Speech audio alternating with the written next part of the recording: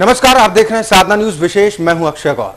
निजी अस्पतालों की लापरवाही के मामले अक्सर सामने आते ही रहते हैं। एक ऐसा ही मामला जबलपुर में देखने को मिला, जहां अस्पताल की बिजली गुल हो जाने की वजह से एक शख्स को अपनी जान ही गंवानी पड़ी। दरअसल जबलपुर के मेडास अस्पताल में विजय पांडे नाम के एक मरीज को भर्ती कराया गया था। गंभीर हालत को देखते हुए उन्हें वेंटिलेटर पर रखा गया, लेकिन बिजली गुल हो जाने की वजह से विजय की मौत हो गई। अब सवाल उठ रहे हैं कि क्या वाकई में निजी अस्पतालों में वो सभी सुविधाएं उपलब्ध होती हैं जो मानक में शामिल है।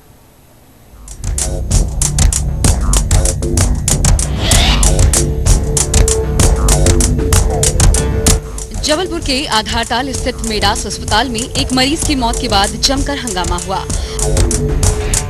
हंगामा इतना बढ़ा कि पुलिस को बुलाना पड़ा और पुलिस के साथ परिजनों की धक्का मुक्की भी हो गई। परिजनों का आरोप है कि 30 साल के युवक विजय पांडे की मौत अस्पताल की बिजली गुल हो जाने की वजह से हुई है, क्योंकि युवक को वेंटिलेटर पर रखा गया था और बिजली गुल होने पर वेंटिलेटर बंद हो गया। परिजनों का कहना है कि वेंटिलेटर को इन्वर्टर से भी नहीं लगाया गया था और न ही अस्पताल में जनरेटर है। सिस्टम यहाँ पर टीआई साहब खुद हमसे बोले हैं कि इन्वर्टर से किसी की जान नहीं बचती, गोली दवाई करवाने बेकार जाते हैं अस्पताल। क्या लगता है आपको, क्या मानते हैं कि अरे साहब सीधी सी बात है, इन्वर्टर इनके पास नहीं है, जनरेटर इनके पास नहीं है, कुछ नहीं है इनके पास, ये अस्पताल खोल के बैठे हैं साहब। अभी जब आपकी थाने प्रभारी से बात हुई तो क्या कहना था? साहब तो सीधे कहते कोई मतलब नहीं है, सब ऊपर वाले के हाथ में होता है, वो इन्वर्टर से किसी की जान नहीं बचती। क्या नाम? थानेदार साहब का यही कहना था। औकात दिख रही है हम लोग की कंप्लेन करने लायक, इस सिस्टम से भिड़ने लगा औकात दिख रही है हमारी। साले 2 लट्ठे मार देंगे मेरे को, मैं क्या कर सकता हूँ? परिजनों ने पुलिस में अपनी शिकायत दर्ज कराने की कोशिश भी की, लेकिन पुलिस ने अस्पताल प्रबंधन के दबाव में उनकी शिकायत भी दर्ज नहीं की है और उल्टा उनके साथ धक्का मुक्की की गई। बाद में मायूस और रोते बिलखते परिजन विजय का शव लेकर वहां से चले गए।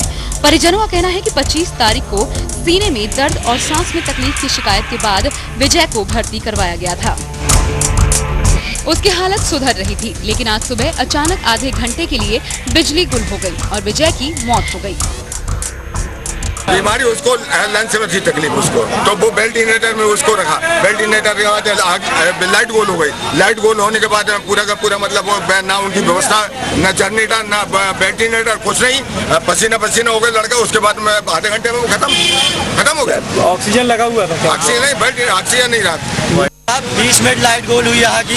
20 मिनट के अंदर वो इनसे पूछा मैंने, साहब इन्वर्टर है, बोलते नहीं है इन्वर्टर।